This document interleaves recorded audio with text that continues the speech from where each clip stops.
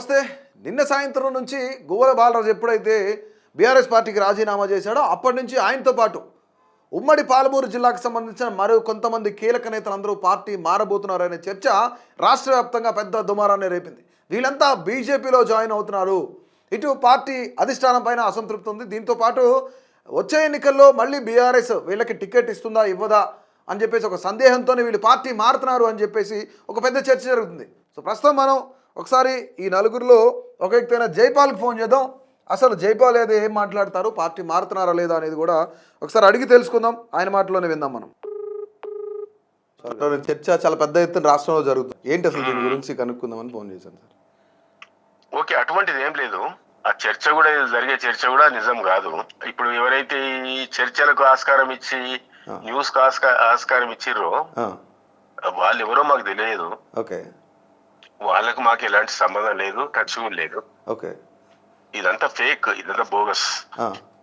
అంటే ఇప్పుడు నిరంజన్ రెడ్డి గారు లాంటి వాళ్ళు చాలా మంది స్పందించారు. అసలు పార్టీ మారే ప్రసక్తే లేదు, ప్రాణం వరకు పార్టీలోనే ఉంటామని ఇటు జనార్దన్ రెడ్డి గారు కానీ నిరంజన్ రెడ్డి గారు కానీ వీళ్ళంతా స్పందించారు. నిజంగానే జైపాల్ గారు కూడా ఎప్పుడైతే రాజకీయాల్లో ఉన్నంత వరకు ఇదే పార్టీలో ఉంటారా, బీఆర్ఎస్లో ఉంటారా? నేను ఇక అంటే బీఆర్ఎస్ పార్టీలో నేను ఎప్పుడైతే తెలుగుదేశంలో ఉన్నానో, తెలుగుదేశం ఉన్నప్పుడు ఎమ్మెల్యే ఉన్నా. అవును అవును. అప్పుడు తెలంగాణ రాష్ట్రం ప్రత్యేక రాష్ట్రం ఏర్పడినప్పుడు చంద్రబాబు నాయుడు ఆంధ్రకి వెళ్ళిపోయాడు, అది ప్రత్యేక రాష్ట్రం అయింది. ఓకే, అప్పుడు మేము టిఆర్ఎస్ లోకి వచ్చాము. కేసీఆర్ పిలుపు మేరకు, కేసీఆర్ గారి ఆహ్వానం మేరకు మేము టిఆర్ఎస్ పార్టీలోకి వచ్చాము. ఓకే, వచ్చిన తర్వాత కేసీఆర్ గారు నాకు 2014 టికెట్ ఇచ్చాడు, బీఫామ్ ఇచ్చాడు. మళ్ళీ 2018-19 కూడా బీఫామ్ ఇచ్చాడు. ఓకే, కేసీఆర్ గారికి మాకున్న అవినాభావ సంబంధం గతంలో తెలుగుదేశం ఉన్నప్పుడు అనేక సార్లు కలిసి ఉన్నాము, అసెంబ్లీలో ఉన్నాము, పార్టీలో ఉన్నాము.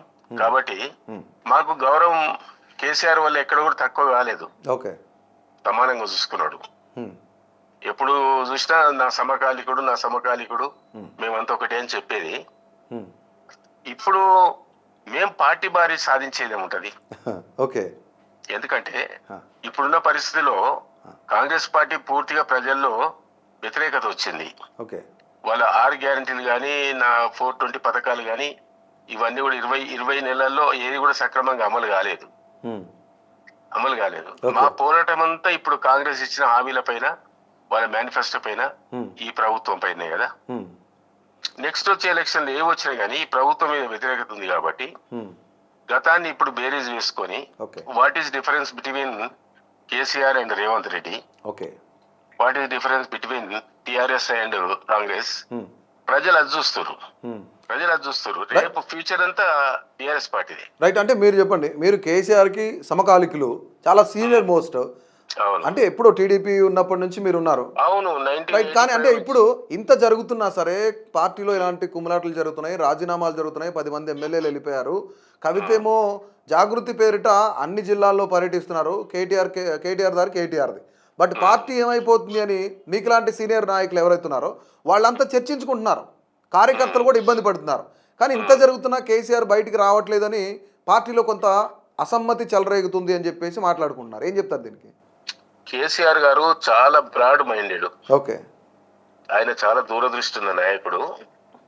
తర్వాత అందరి లేక ఎంబడే రియాక్ట్ అయ్యి వాని విని చెడామడ అనే తత్వం కాదు ఆయనది. ఓకే, కొంచెం ఆలోచన చేసి కూర్చోబెట్టి నిదానంగా ఓపికతోటి అందరినీ సర్దుకునే విధంగా చేస్తాడు. కేసీఆర్ కవిత వేరే కాదు కదా, కేసీఆర్ గారి బిడ్డ కదా. అవును, ఆయన రక్తం పంచుకుని పుట్టిన బిడ్డ కదా. ఓకే, ఇప్పుడు ఎట్లుంటదంటే టీ కప్పులో తుఫాన్. ఎంతసేపు ఉంటుంది టీ కప్పులో తుఫాన్? నీళ్ళ మీద దెబ్బ కొడితే కొంచెంసేపు కదులుతాయి, తర్వాత యథాస్థితికి వస్తాయి. అవును, ఇది అట్లే ఉంటది.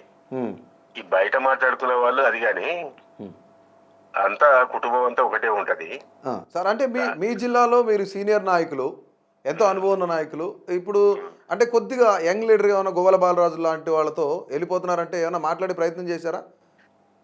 నిన్న హరీష్ రావు గారు, మేమేమో కాన్స్టిట్యూన్స్ అందుబాటులో లేకున్నాము. ఓకే, హరీష్ రావు గారు మరి జనార్దన్ రెడ్డి గారికి ఆ బాధ్యత అప్పచెప్పాడు. మరి జనార్దన్ రెడ్డి గారు గువ్వల బాలరాజును ఎట్లో ఓ విధంగా ఎక్కడో దగ్గర పట్టుకున్నాడు.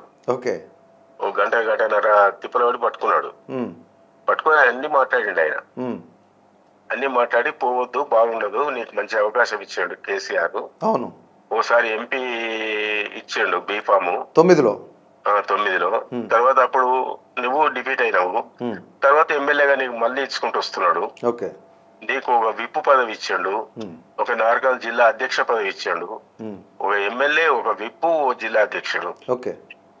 నువ్వు ఇప్పుడు ఏం చేస్తావు? ఇప్పుడేమో ఎలక్షన్లు వచ్చి నీకు టికెట్లు అనౌన్స్ చేసి ఓ ఎంపీ ఎమ్మెల్యేనో బీజేపీ రేపు వచ్చి నువ్వు సీట్ల కిరీటం పెట్టుకొని కూర్చోవు కదా.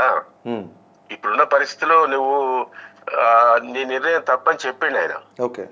కార్యకర్తలు కూడా నువ్వు అన్యాయం చేసిన వాడు కూడా చెప్పిండు. సరే, ఆయన ఏదో దూరదృష్టితోటి మరి ఆయన ఏమనుకుంటాడో ఏ కథనో, ఏదో దేశ రాజకీయాలు పోవాలి, దేశ సమగ్రత కొరకు, సమైక్యత కొరకు అని ఏదో చెప్పిండట కథ. అంటే మీకు మీ వరకు ఏమైనా రీజన్ వచ్చిందా ఆయన ఎందుకు పార్టీకి రాజీనామా చేస్తున్నారనే రీజన్ ఏమైనా ఉందా అసలు పర్టికులర్ గా తెలిసిందా అని?